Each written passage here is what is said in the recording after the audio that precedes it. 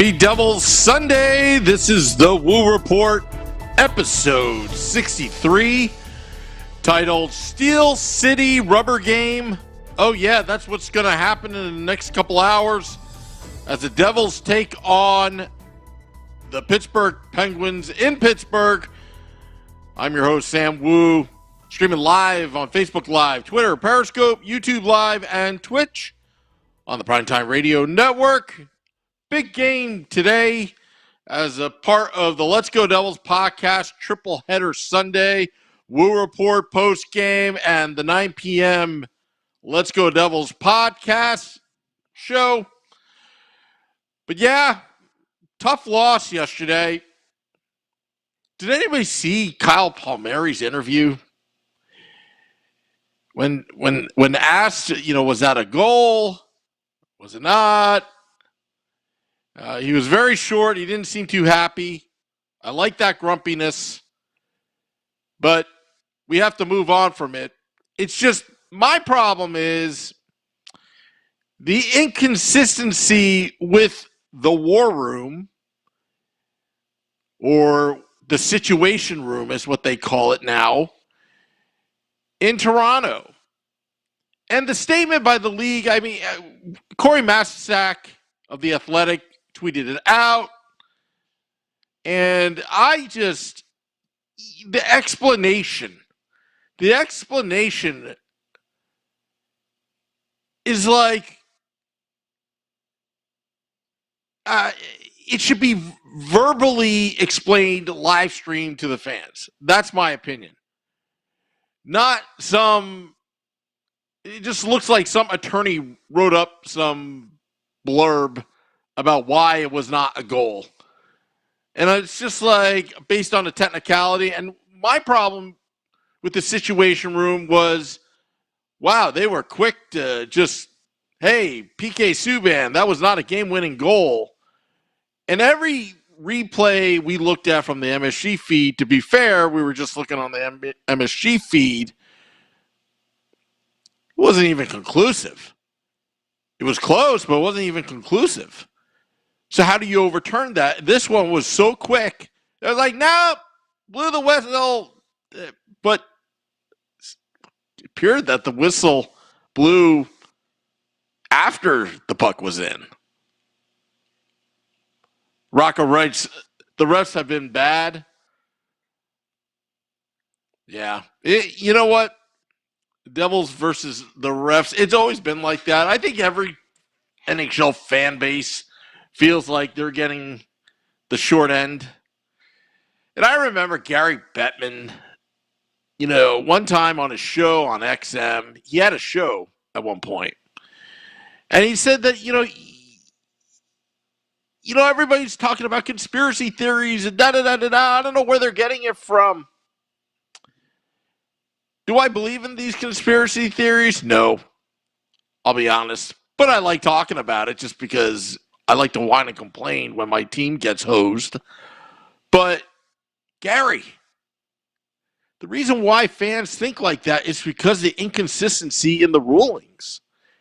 We know it's tough to rule these things, but I just don't see ever just a consistent pattern, even with replay.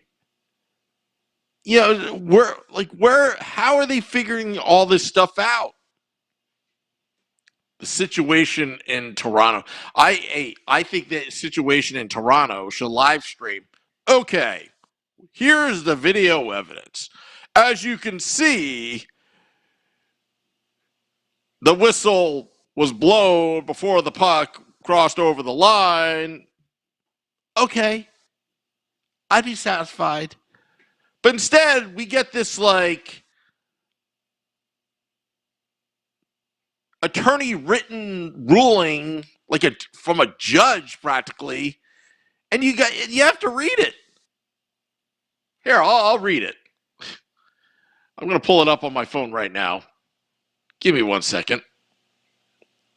So this is from the league. Type of review: puck over goal line. Result: No goal, New Jersey. Ha! Isn't that something? Kind of used to that by now. Explanation, colon. The referee informed the Situation Room that he blew his whistle to stop play before the puck entered the Pittsburgh net. According to Rule 78.5, comma, apparent goals shall be disallowed, quote, when the referee deems the play has been stopped, comma, even if he had not physically had the opportunity to stop play by blowing his whistle. Period. End quote.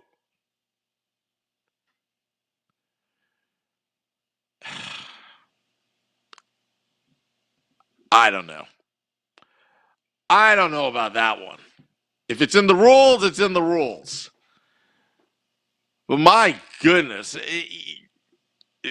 in my opinion, it should be the audio on the video and stop it once you hear a sound of a whistle and see where the puck is. That is so subjective. How are you supposed to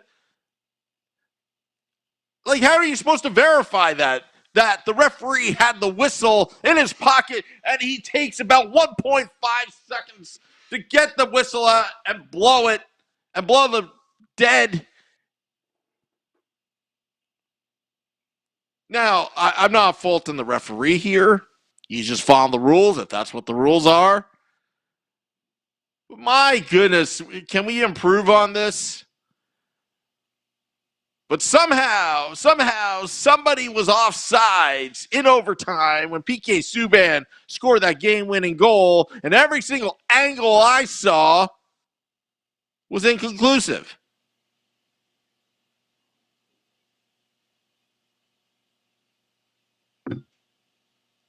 I don't know. What do I know? I'm just a Homer Devils fan. Let's end happier news. Dawson Mercer.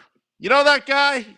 Drafted by the New Jersey Devils with the pick that came via, I think it was Taylor Hall, wasn't it?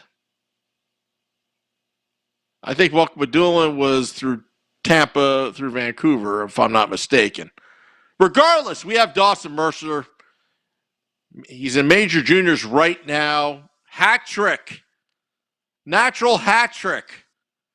Good to see the young kids playing well. Oh, yeah. Good to see Kyle Palmieri starting to play well. Hey, at the right price, if he's willing to extend and wants to be here, I'll keep Kyle Palmieri. But the Devils should be sell. The future looks bright. Dawson Mercer with the natural hat trick. That's good. I think the Devils are starting to really develop the farm system that was depleted for many years as the Devils were on pretty much a perennial Stanley Cup contender. But then eventually, kind of, in the salary cap era, it fell apart. And the rebuild's been long. But if you're going to do a rebuild, let's not rush it. Let's get it done right. Although I am impatient sometimes because a lot of us Devils fans have been so spoiled over the years. That's all we know is winning. Up until recently, winning.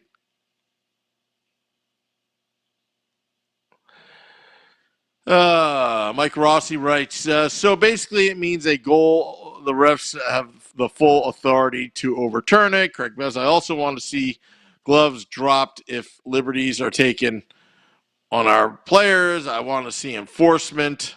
I'll tell you what, I'm old school, Craig. I love the unwritten code. old style hockey. Now, the hockey I don't like are the premeditated, okay, I got two enforcers. Yeah, okay, let's just get it over with. I don't like that kind of stuff. I like real, raw emotion of the game, and I don't want ever for the league to take the emotion out of the game, because that's what makes the game the best sport in all of professional sports, NHL hockey. That's my opinion. I'm sticking with it. Excuse me. But yeah, big rubber match today against the Pittsburgh Penguins. Third game of the 3-game series. Hey, you know, the Devils can pull this off in Pittsburgh. They're much better on the road. They've gotten better at home, but they're much better on the road. They can pull this off. They'll be going into Philly on Tuesday with their heads up high. By the way, I'll be down in Philadelphia at Chickies and Pete's restaurant doing Woo reports, possibly pregame, postgame with Scotty out in Beverly Hills, in his bunker in Beverly Hills. And yeah, the Flyers are just getting annihilated recently. I don't know why. We'll have to do some research on that. But yeah, big game.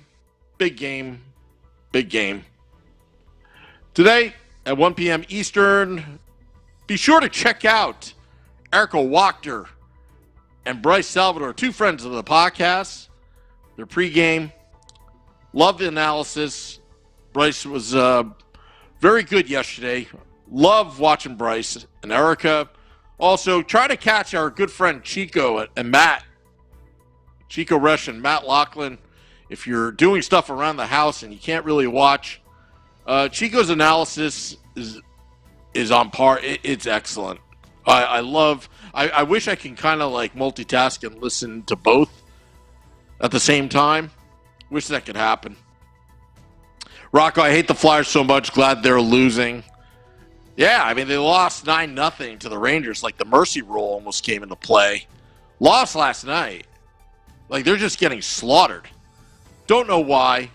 Hopefully they're not mad when the Devils come to town on Tuesday down in Philadelphia on Broad Street at the Wells Fargo Center. And I'll definitely be there at Chickies and Pete's restaurant.